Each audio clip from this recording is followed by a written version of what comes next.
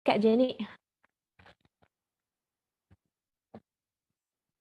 Oke, hari ini kita ada jam doa pengurus, calon pengurus ya, di-sharing-kan sama Kak Jenny untuk boleh berbagi tentang kebenaran firman Tuhan.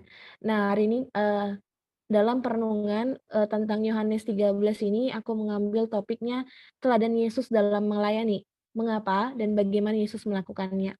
Nah, membayangkan aku sedang berbicara dengan teman-teman yang sebenarnya sudah cukup jauh jarak generasinya ya, jarak generasi melayani.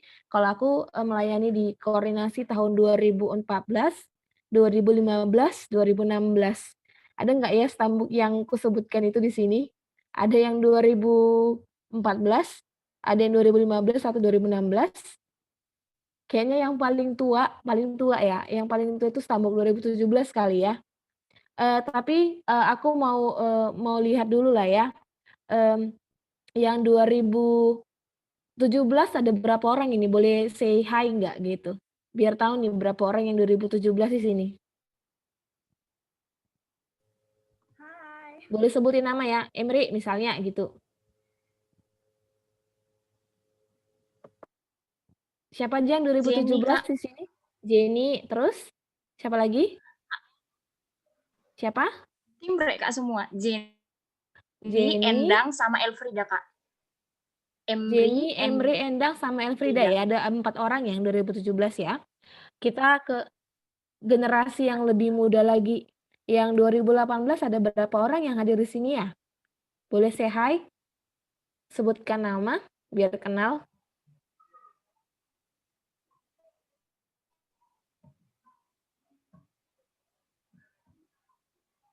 Monica, Kak. Siapa aja yang 2018 ya? Boleh say hi, bisa dari via chat atau bisa boleh buka mic-nya juga bilang namanya kayak gitu. Ada Nobel. Siapa lagi ya? Monica, Kak. Ada Monica, ada Milen. Ada Jamal, Kak. Jamal, ada Cinta. 5 orang. Ya, berarti 5 orang yang 2018 ya. Berarti yang paling imut-imut enggak. Yang paling muda, yang paling Jamal ternyata 19. Yang paling muda dan yang paling banyak potensinya. Boleh sebutin nama ya, boleh via chat juga atau boleh open mic juga boleh.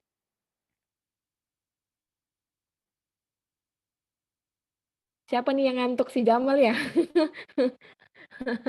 Oke, yang 2019 ada Jamal. Tadi siapa lagi yang 2019? Ada Arta, ada Niko, ada Febriana. Oh, 2020 juga ada ya? Yang ada di sini?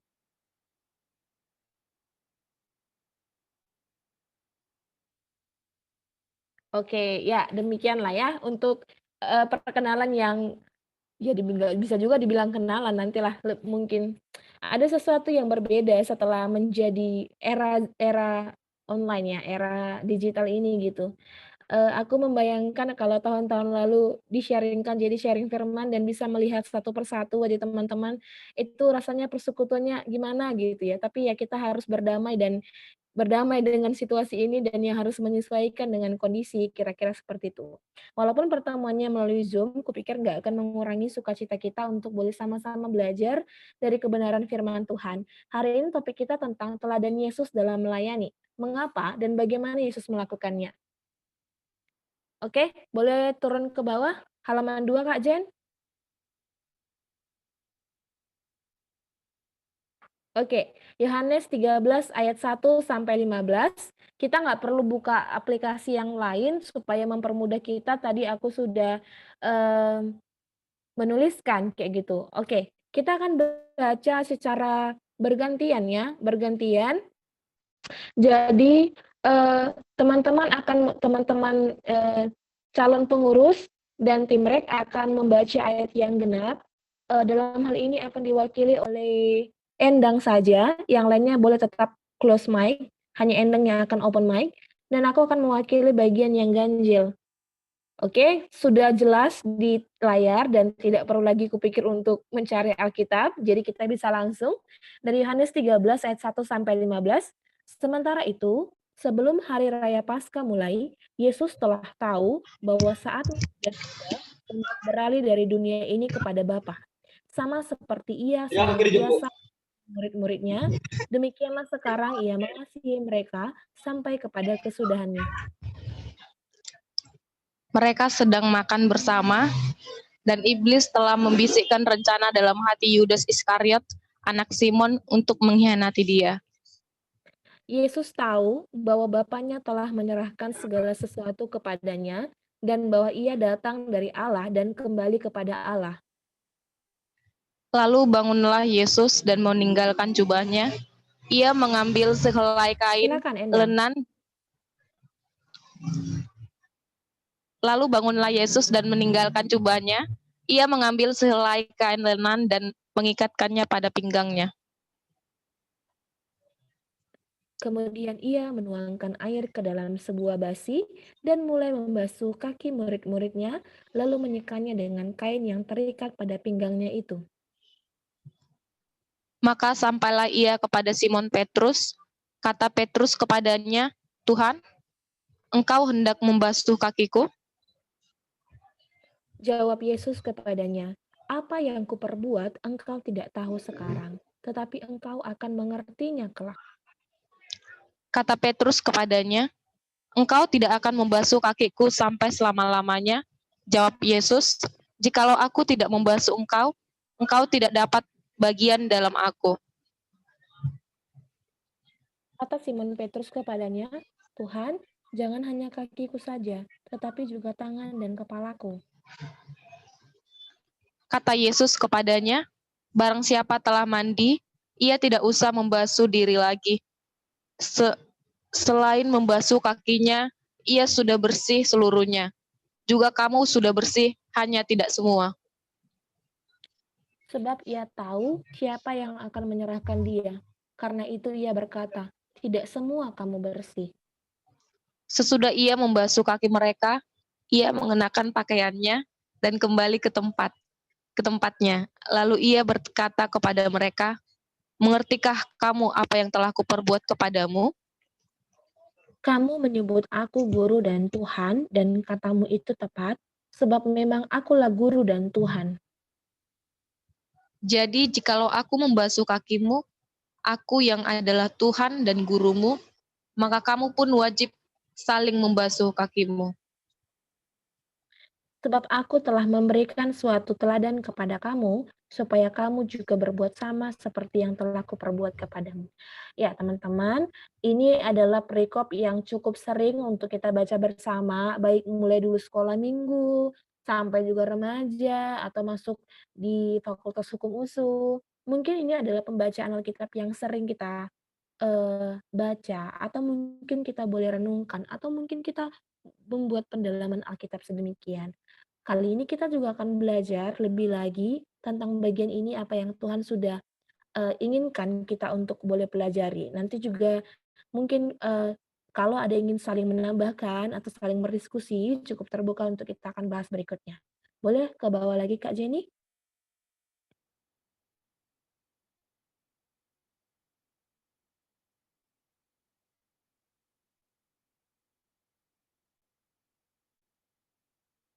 Iya, kita tunggu sebentar ya. Boleh agak ke bawah Kak Jen?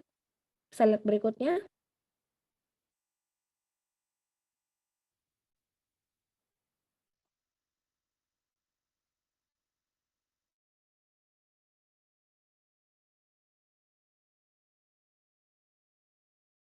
Kak, udah di Murid-murid ini peristiwa membasuh.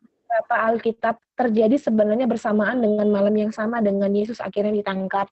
Teman-teman ingat nggak ya film The Passion of the Christ, ketika itu kan begitu filmnya dimulai itu ceritanya begitu Yesus langsung berdoa di Taman Getsemani. Nah, Katanya sebenarnya peristiwa Yesus makan sebelum Paskah bersama dengan murid-muridnya, di mana Yesus juga membasuh murid-muridnya, menurut beberapa ahli Alkitab itu sebenarnya satu peristiwa yang berkesinambungan, yang pada akhirnya nanti itu puncaknya itu di Taman Getsemani, di mana Yesus akhirnya ditangkap. Nah, kalau kita lihat di Yohanes 13 ayat 1 sampai 15 ini adalah percakapan yang dilakukan oleh Yesus dengan para murid. Dan percakapan ini sebenarnya percakapan yang sangat pribadi dan sangat intim. Nanti kalau kita lihat dari kata-kata atau dari perlakuan Yesus kepada murid-muridnya, atau apa yang disampaikan oleh murid diwakili oleh Simon Petrus, sebenarnya itu percakapan yang sangat pribadi dan sangat intim. Artinya, orang yang melakukan keduanya itu adalah orang yang cukup dekat. Dalam hal ini kita mengakui bahwa memang mereka sangat dekat karena Yesus adalah guru dari murid-muridnya. Ini percakapan yang sangat pribadi dan sangat intim. Dan kita melihat bahwa sebenarnya pada malam itu, inilah sebenarnya malam terakhir Yesus dapat menghabiskan waktu bersama dengan murid-muridnya. Inilah malam terakhir, tanda kutip, mereka menghabiskan malam yang normal. Karena setelahnya Yesus akan ditangkap, proses pengadilan akan terjadi, Yesus akan disiksa sampai Yesus akan disalibkan dan kemudian mati dan dikuburkan sampai nanti kemudian dia bangkit. Tapi kalau bagaimana mereka menghabiskan waktu bersama dengan murid-muridnya, inilah malam yang terakhir. Coba kita lihat di Yohanes 18 ayat 1, boleh satu orang membaca untuk kita? Mungkin Emri boleh baca Yohanes 18 ayat 1.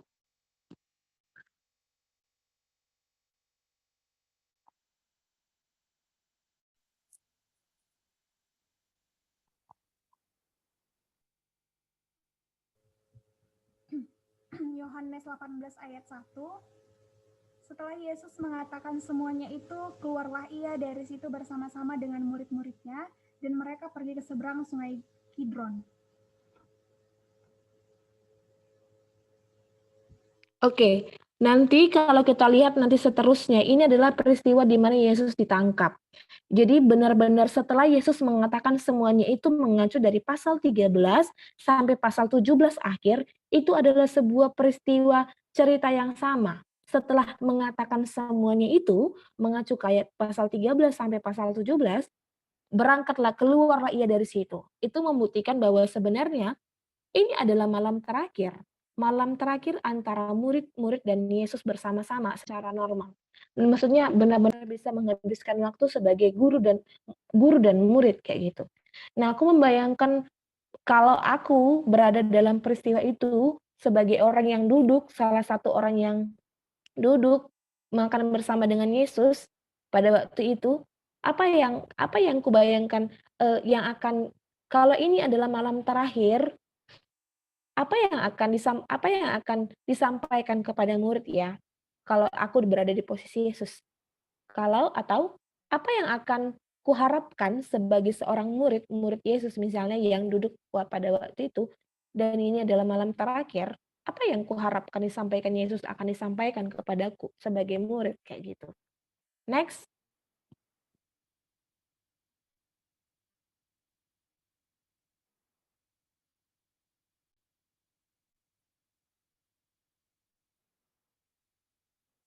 Nah, kalau kita melihat rangkaian cerita yang terjadi pada malam itu yang sudah kita baca tadi, apa yang Yesus lakukan dan yang Yesus perkatakan pada muridnya, kita bisa melihat adalah dari pasal 13 sampai pasal 17, Yesus melayani murid-muridnya. Itu yang Yesus lakukan. Bagaimana cara Yesus melakukannya? Dia membasuh kaki murid-muridnya. Kemudian apalagi yang Yesus lakukan? Yesus memberi perintah kepada murid-muridnya. Nanti ada perintah saling mengasihi, bagaimana perintah yang baru dan lain sebagainya. Kemudian apalagi yang Yesus lakukan dari rangkaian peristiwa ini?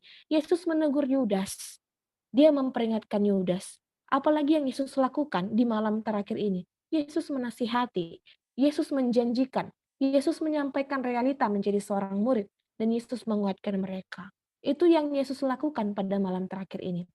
Dan secara khusus kita memfokuskan di pasal 13. Next.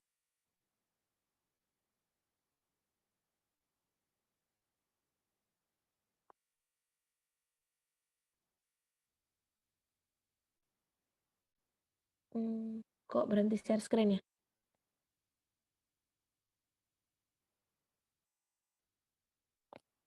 Oke, nanti menunggu Jenny akan kembali melanjutkan share screen-nya. Aku coba manual dari sini ya, teman-teman.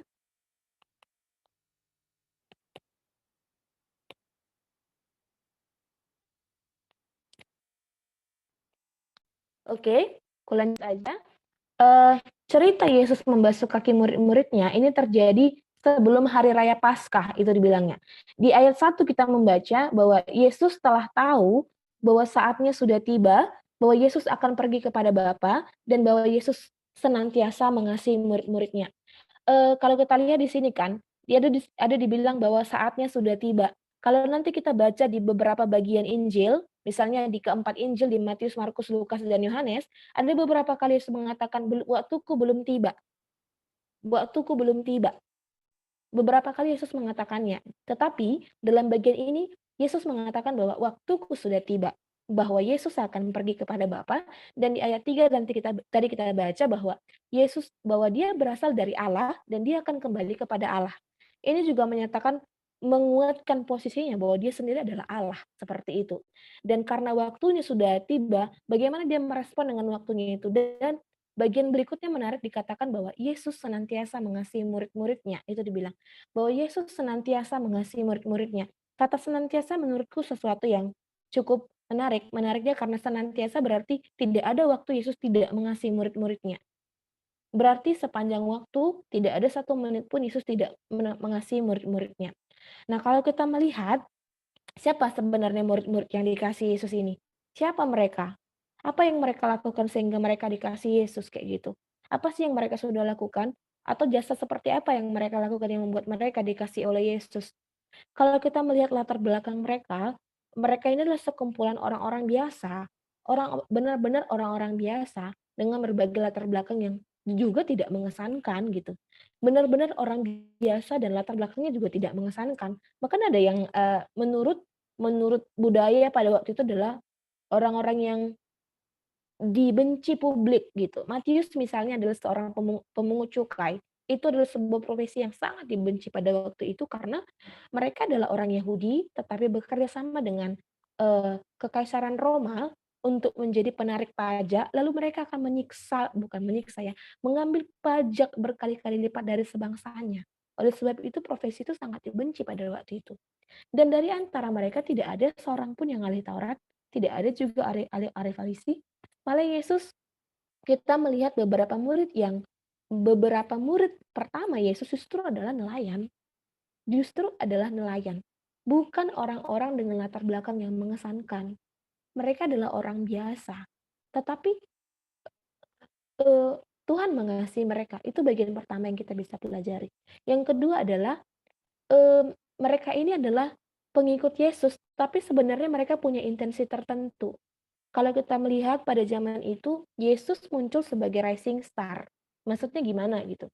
Pada waktu itu kan, kalau kita lihat gitu di beberapa kisah di Injil, kemana-mana Yesus pergi, dia orang berduyun-duyun dan berbondong-bondong untuk melihat siapakah dia, Yesus orang Nazaret itu. Ada yang berharap kesembuhan, ada yang berharap melihat mukjizat, ada orang yang berharap melihat seperti mantra ajaib yang dikerjakan oleh Yesus, gitu. Tetapi apakah para murid-murid ini berbeda dengan mereka? Dalam hal ini tentu ada perbedaan bahwa mereka telah menghabiskan banyak waktu bersama-sama dengan Yesus. Tapi apakah motivasi mereka sungguh murni?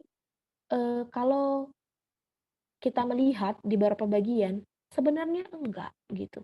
Bagaimana kita bisa melihat misalnya ketika mereka sedang makan, bagaimana ibu dari 2 murid Yesus bilang, "Tempatkanlah nanti anakku, di sebelah kirimu satu, di sebelah kananmu satu, kalau nanti mereka akan menjadi kalau engkau akan memerintah."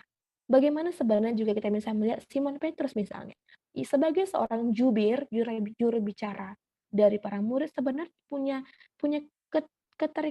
gimana ya bahasanya, kecenderungan tentang kekuasaan, seperti itu. Bagaimana dia, punya intensi tentang itu. Jadi bukan murni karena murni mengasihi Yesus. Dan, mungkin nggak semua bisa kita bahas bagaimana intensi dari para murid-murid pada waktu itu. Tapi yang menjadi menarik kita tanya, menurut teman-teman, apakah Yesus mengetahui dan mengenal murid-muridnya satu persatu? Apakah Yesus mengetahui bagaimana sikap hati, apa yang murid-murid pikirkan? Apakah Yesus mengetahuinya? Aku pikir Yesus tahu bahwa ada murid-muridnya yang menginginkan sesuatu dari posisi Yesus. Ada murid-muridnya yang berharap sesuatu apabila nanti memerintah sebagai raja, kira-kira seperti ini. Kalau pada waktu itu kan, kita bisa melihat ada nubuatan tentang Mesias.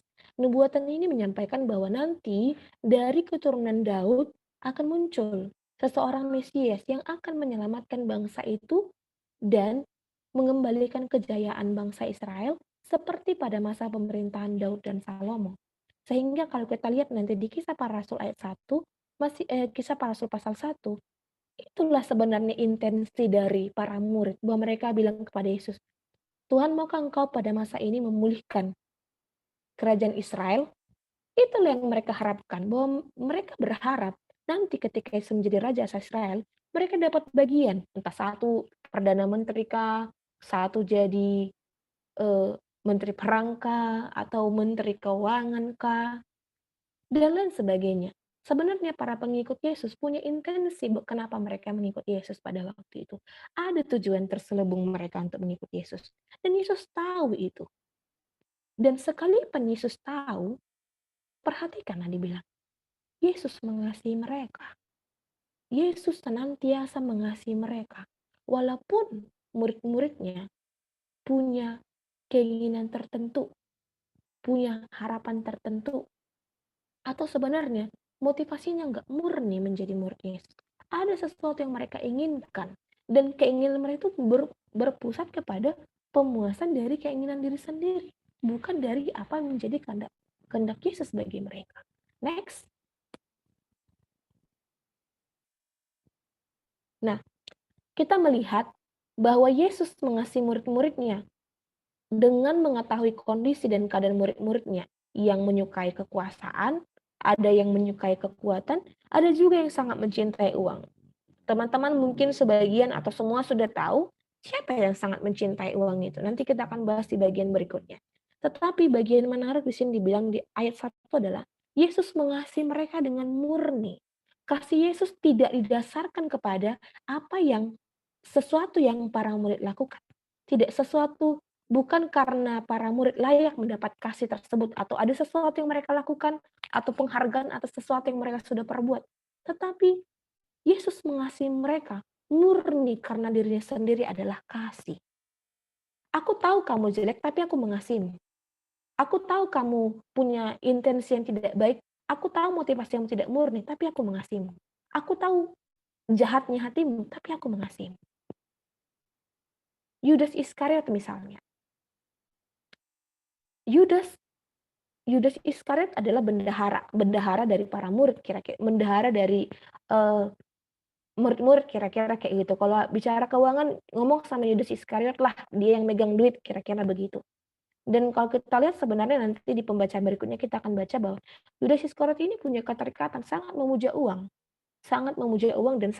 dan beberapa kali dapati menggelapkan uang, kira-kira seperti itu. Tapi ketika bagian ini bilang bahwa Yesus senantiasa mengasihi murid-muridnya, itu juga untuk Yudas Iskariot. Walaupun Yesus tahu apa yang Yudas Iskariot lakukan, tapi Yesus mengasihi Yudas Iskariot. Dan Yesus mengasihi mereka dengan kasih yang murni, benar-benar murni. Kasih itu, kalau kita renung-renungkan, kasih itu juga telah diberikan kepadamu dan kepadaku. Kasih yang sama telah Tuhan Yesus berikan kepada kita. Kalau kita merenungkan, sebenarnya kita juga masing-masing nggak punya sesuatu hal yang membuat kita layak menerima kasih Tuhan. Dan kalaupun kita melakukan sesuatu hal tidak mampu dibandingkan dengan apa yang sudah Yesus lakukan. Dan aku berpikir bahwa kasih Tuhan Yesus itu, kenapa aku ya gitu? Kenapa aku gitu? Maksudnya aku membayangkan bahwa aku melakukan segala sesuatu yang tidak dia perkenan dan aku tidak melakukan sesuatu yang memperkenan dia. Bagaimana dengan teman-teman? Dalam hidup kita sehari-hari, apa yang cenderung kita lakukan? Apakah kita melakukan sesuatu yang Tuhan kehendaki atau sebenarnya kita jauh lebih banyak melakukan sesuatu yang kita tahu Tuhan Yesus tidak kehendaki? Seperti itu. Tetapi dengan berbagai latar belakang, misalnya kecenderungan kita tentang dosa tertentu, atau bagaimana kita hidup, siapa yang menjadi prioritas kita, bagaimana kita menggunakan waktu, siapa yang menjadi tujuan kita dalam hidup kita. Dengan bagaimanapun diri kita, sudah dikatakan bahwa Yesus mengasihi kita. Yesus mengasihi kita. Yesus mengasihiku dengan diriku apa adanya, dengan semua kecenderunganku berbuat dosa, dengan semua hal yang kulakukan yang mendukakan hati Tuhan, tapi dia mengasihiku murni. Dan kasih itu tidak akan bisa kutemukan dari orang lain. Kasih itu juga tidak akan bisa kuberikan kalau aku belum menerimanya dari Yesus. Kasih yang murni seperti yang dari Yesus. Kasih itu tidak akan pernah kutemukan bahkan dari orang tuaku sendiri pun. Mungkin orang tuaku sangat mengasihiku, tapi kasih mereka terbatas. Atau aku sangat mengasihi orang tuaku, tapi kasihku pun terbatas. Atau kita bilang pun kita sangat mengasihi keluarga kita. Seberapa, memang gimananya sebenarnya kita mengasihi keluarga kita. Akhirnya memang kita melihat bahwa hanya kasih Yesus yang murni yang kita rasakan, yang para murid rasakan. Kasih itulah yang menggerakkan kita.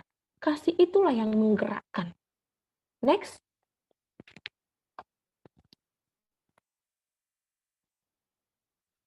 Nah, cerita tersebut kemudian dilanjutkan di ayat 2 kita bisa melihat bahwa iblis telah membisikkan rencana dalam hati Yudas untuk menjual Yesus, untuk mengkhianati dia. Tadi sudah kusampaikan Yudas Iskariot ini adalah salah satu murid Yesus yang dipercaya untuk menjadi bendahara. Dan dalam Injil ini nanti di pembacaan bagian yang lain kita akan melihat bahwa disampaikan bahwa Yudas ini menggelapkan uang yang dipercayakan kepadanya. Selain itu juga Yudas ini sebenarnya sangat memuja uang. Hal itu dapat kita lihat diceritakan pada peristiwa seorang perempuan yaitu si Maria yang mengurapi kaki Yesus dengan minyak yang mahal. Minta sama Emri lagi membaca di Yohanes 12 ayat 2 sampai 6 bagi kita.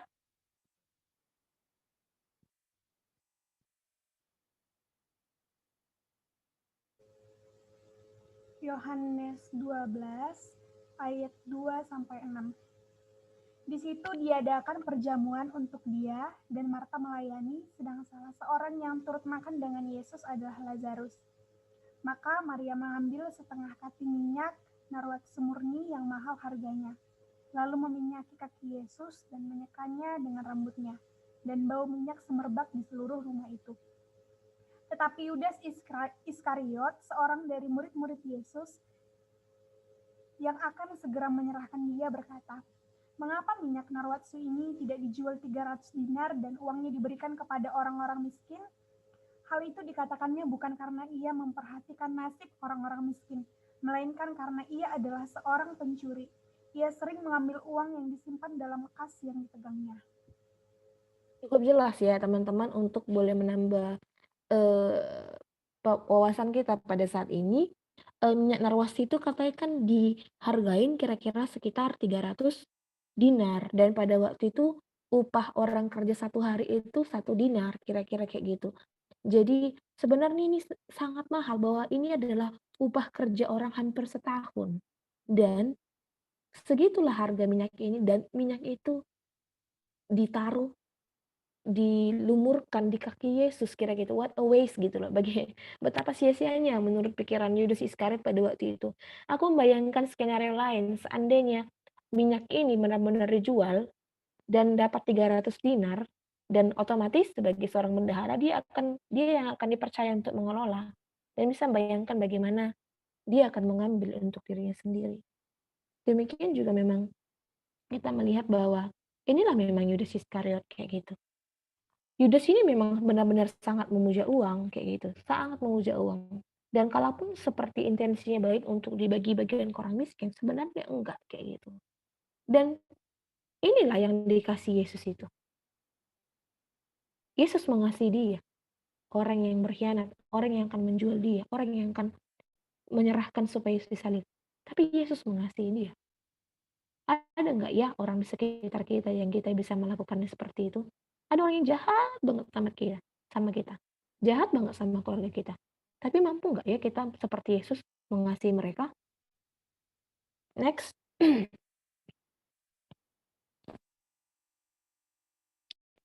Next.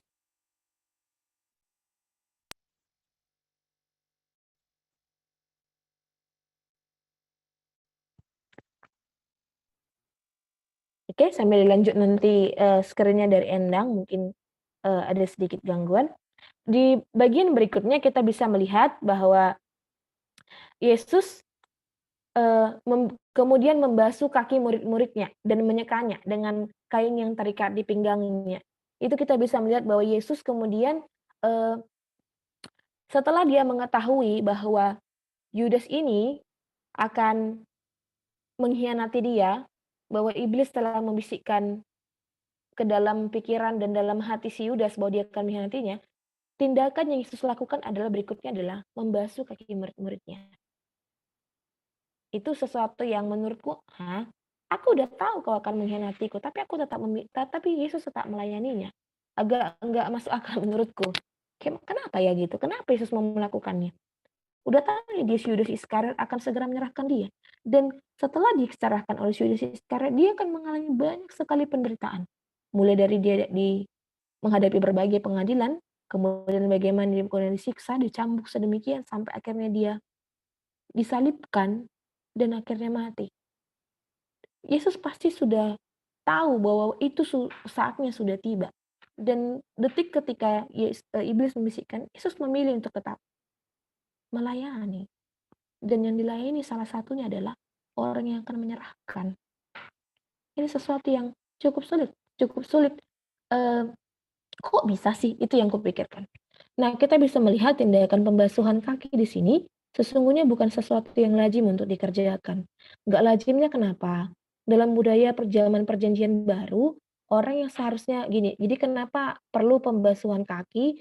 Pada waktu itu kan iklim atau daerah di mana cerita ini dituliskan itu kan padang pasir kira-kira kayak gitu. Jadi sesuatu yang memang habitnya di sana memang sebelum orang masuk ke Roma, ya memang harus mencuci kaki. Biasanya yang mencuci kaki itu ya diri sendiri. Tapi kalau misalnya ini orang yang cukup dihargai, maka budak dari rumah itu akan mencuci kaki tuannya. Atau dalam hal ini tamu yang sangat dihormati, tuan rumah itu sendiri bisa mencuci kaki dari tamu yang sangat dihormati itu. Tapi yang bisa kita lihat adalah yang melakukan pembasuhan kaki ini adalah orang yang lebih rendah kedudukannya, itu yang akan membasuh orang yang kakinya lebih tinggi posisinya. Itu lumrahnya, itulah yang lazimnya dikerjakan pada waktu itu. Tetapi lihat bagaimana Yesus melakukan yang sebaliknya. Apa yang Yesus lakukan ini adalah dia membasuh kaki murid-muridnya. Dia yang adalah guru mereka, yang berarti harusnya murid-muridnya yang membasuh kaki gurunya. Atau menurut pengakuan murid-muridnya nanti di ayat 13 kita melihat, kamu mengaku aku guru dan Tuhanmu, dan bahwa Yesus adalah Tuhan. Sehingga kita bisa melihat sebenarnya tindakan Yesus membasuh kaki murid-muridnya itu adalah sebenarnya bentuk kerendahan hati Yesus.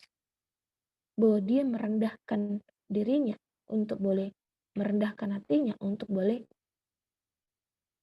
membasuh kaki murid-muridnya, melayani. Dan aku berpikir sebagai, mungkin kalau sekarang langsung cepat kita bisa menerima, oke, karena melayani bla bla bla bla. Tapi kalau kita di posisi salah satu murid dan dengan ada sebuah custom budaya di sana yang pembasuhan kaki itu dilakukan oleh orang yang lebih rendah kepada orang yang lebih tinggi, aku menjadi bertanya-tanya pada itu. Kenapa Yesus melakukannya? Mengapa Yesus melakukannya? Maka nanti kita bisa lihat di ayat berikutnya, makanya Simon Petrus bertanya kepada Yesus, Tuhan, engkau hendak membasuh kakiku? Itu sebuah pertanyaan yang mengherankan, karena ya nggak biasa begitu, dan itu bukan itu biasanya, kira-kira kayak gitu. Mengapa Yesus melakukannya? Kalau aku di posisi kenapa ya Yesus melakukannya? Kok dia yang basuh kakiku ya? Kenapa ya? Kayak gitu. Itu menjadi sebuah pertanyaan. Nah, next ayat 12 dilanjutkan dengan Yesus bertanya kepada murid-muridnya, apakah kamu mengerti apa yang sudah kulakukan ini kepadamu? Kira-kira gitu pertanyaan Yesus ya dengan penggunaan bahasa sendiri gitu. Apakah kamu mengerti apa yang kuperbuat ini kepadamu? Yesus yang adalah guru dan Tuhan menurut pengakuan mereka.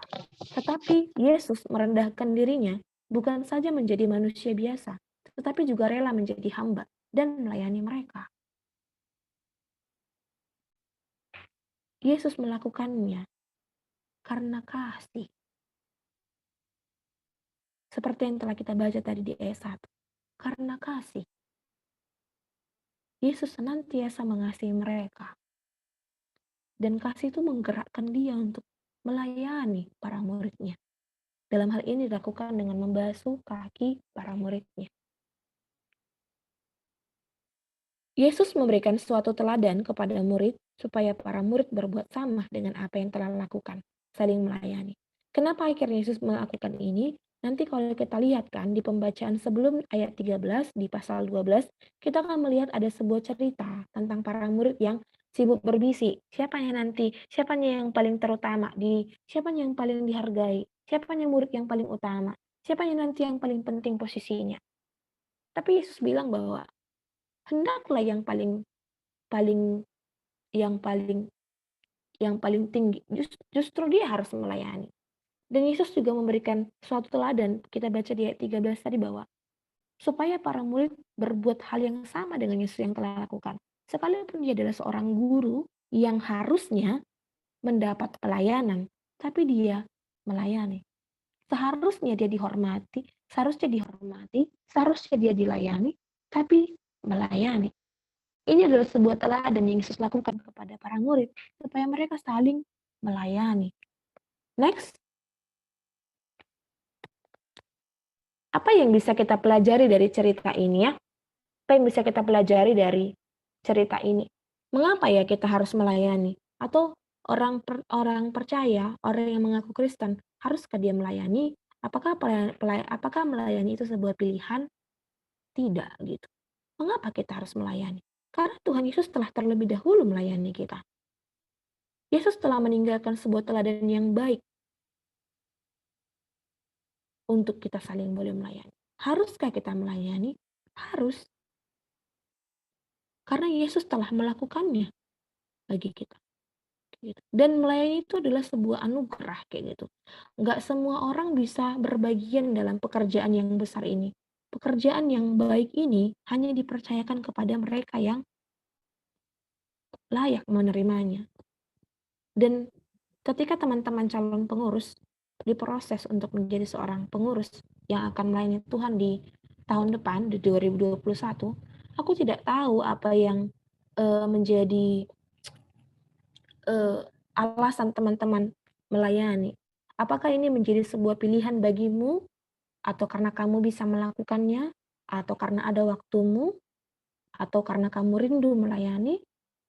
Apapun yang menjadi kerinduan kita, mari mengingat bahwa mengapa kita melayani, dasarnya adalah karena Tuhan Yesus telah terlebih dahulu melayani kita. Kalau aku merenungkan secara pribadi sebagai mantan koordinasi lah aku bilangnya, tahun 2014 Tuhan memberi kesempatan untuk melayani sebagai komisi pembinaan, dan tahun berikutnya Tuhan beri kepercayaan untuk menjadi seorang koordinator gitu 2 periode.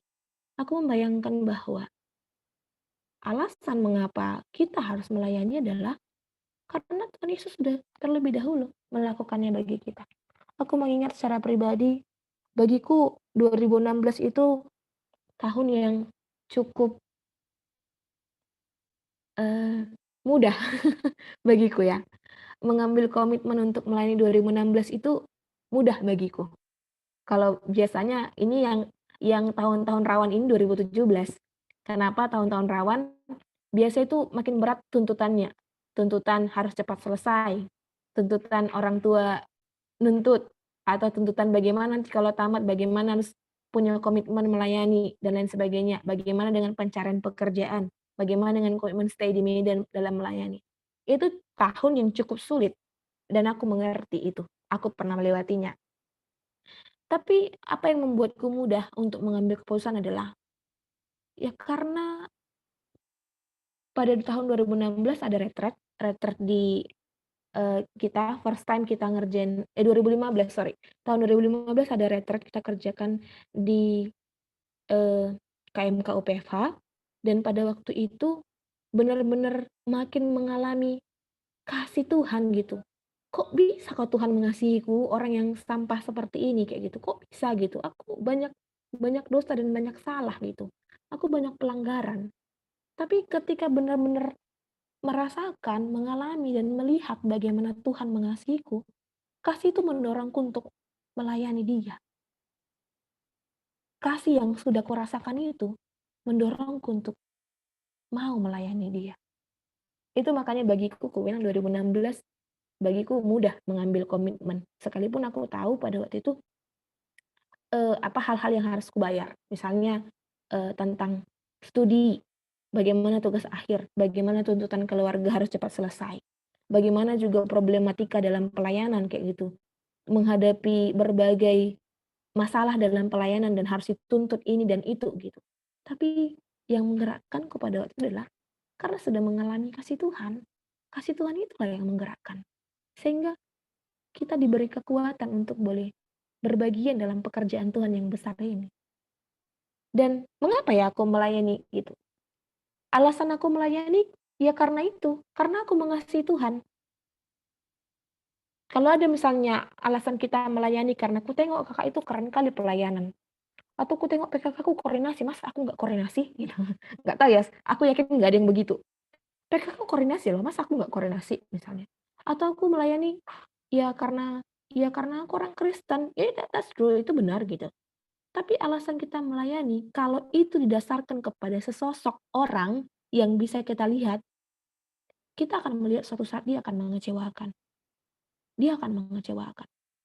Aku punya pengalaman yang sama dengan bagian itu ya. PKK aku juga seorang koordinasi pada waktu itu. Kalau aku mendasarkan aku menjadi koordinasi karena melihat dia, udah lama aku mundur. Kenapa? Banyak kali aku tengok kekurangan kakak itu.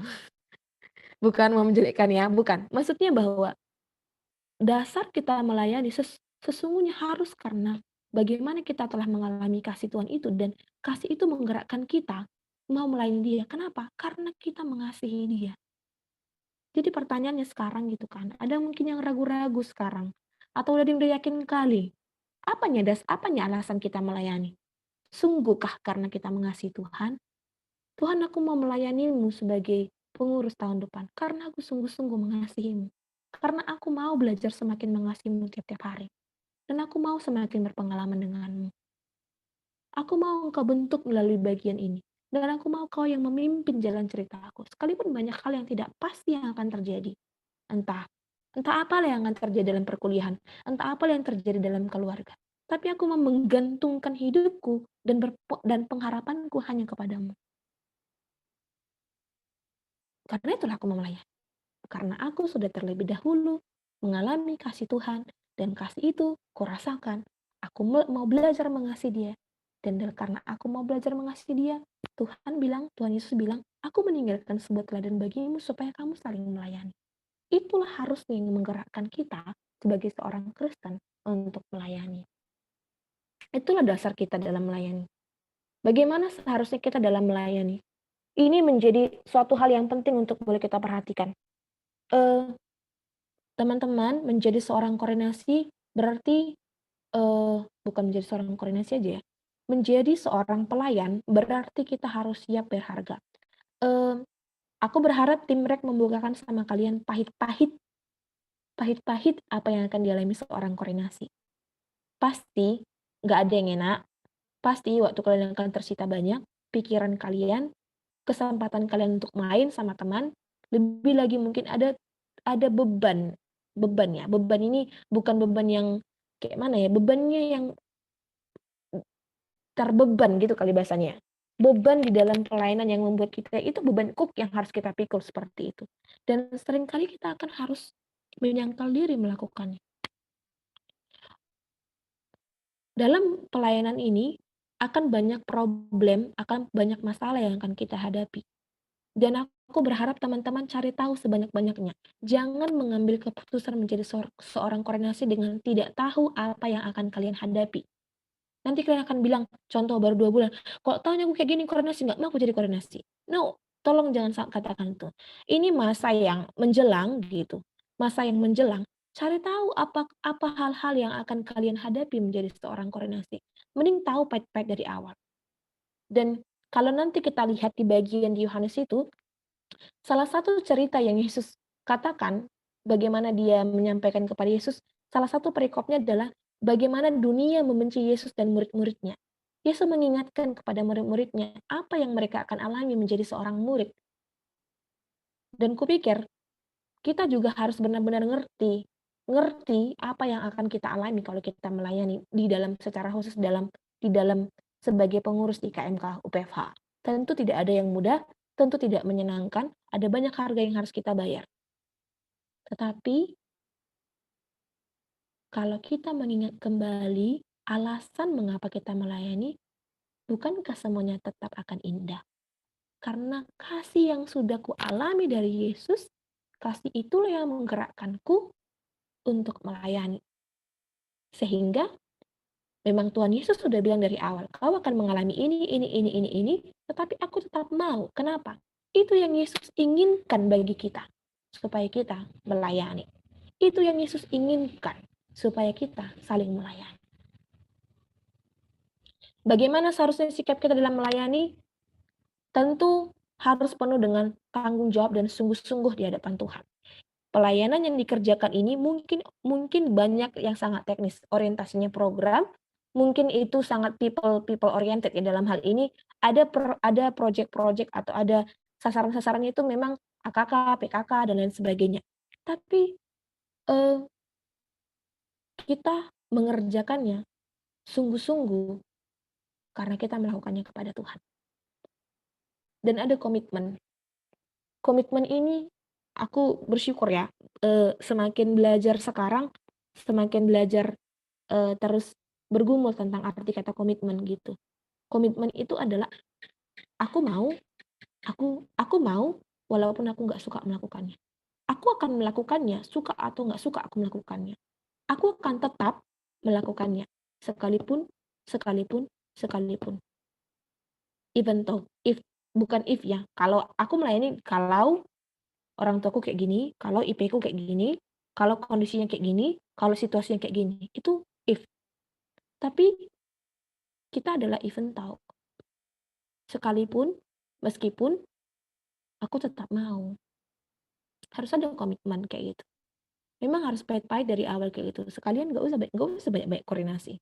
Kalau yang pada akhirnya koordinasi yang ada adalah koordinasi yang nggak benar-benar mengerti panggilannya, nggak benar-benar bergumul dengan bagian itu dan nggak benar-benar komitmen. Ini pekerjaan yang sangat besar dan pekerjaan ini sangat mulia. Hanya orang-orang yang siap dan mau dipakai Tuhan. Mau dan siap. Maka Tuhan akan mengerjakan sesuatu bagi pelayanan ini. Aku sebagai orang yang berakhir 2016 melihat pelayanan, walaupun sampai hari ini masih kadang-kadang di-sharingkan teman-teman untuk boleh berbagi atau sharing, pernah bertanya beberapa kali dalam hatiku kepada Tuhan, Tuhan, masih adanya koordinasi kami tahun depan? Itu pertanyaan sederhana yang seperti nggak beriman aku kayak gitu sih. Tapi melihat bagaimana percepatan situasi, kondisi, atau sederhananya bagaimana Tuhan jika Engkau berkata, cukuplah waktu bagi UKM UPFH untuk ada. Aku hanya mau bilang, kalau Tuhan masih beri kepada kita kesempatan, teman-teman yang sedang diproses, aku sungguh-sungguh meyakini bahwa melayani itu adalah sebuah kesempatan. Kalau aku mau balik lagi melayani mahasiswa, nggak bisa lagi, udah alumni. Dan mengingat bahwa melayani itu sesuatu yang dipercayakan kepada orang-orang terpilih gitu, dan kalian terpilih. Kalian bisa aja nggak memberi diri di proses menjadi calon pengurus, tapi kalian rela melakukannya. Jadi semasa waktu untuk boleh terus diproses seperti ini, mari terus memberi diri bertanya, Tuhan, apakah ini menjadi kehendak-Mu untuk melayani sebagai terstruktur di calon pengurus? Kira-kira apa alasanku melakukannya? Dan kayak mana harusnya aku? Apa kondisi-kondisi yang akan kuhadapi? Atau kondisi-kondisi yang nggak kuhadapi? Bagaimana Tuhan? Bagaimana aku akan berespon? Dan apa harga yang harus kita bayar dalam melayani? Kayak gitu.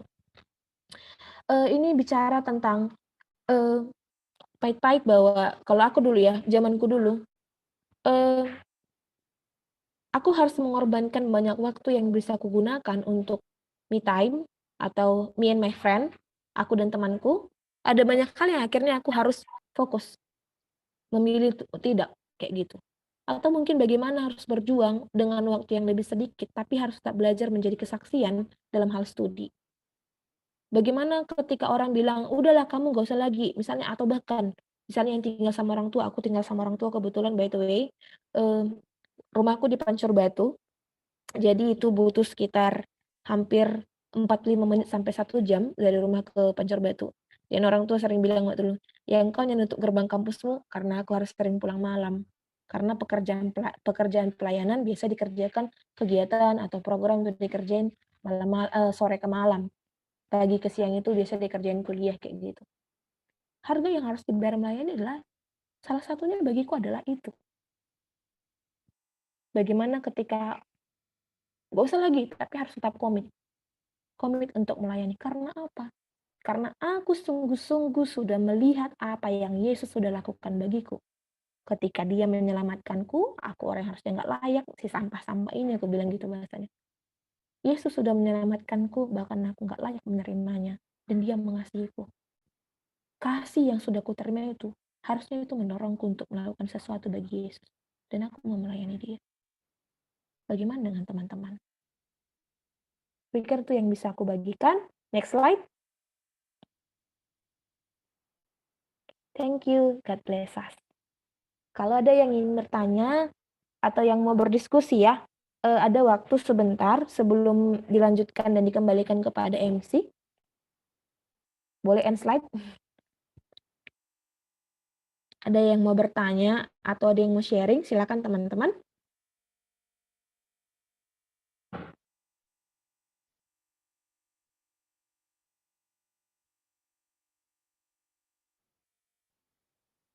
Oke, karena tidak ada, tidak apa-apa.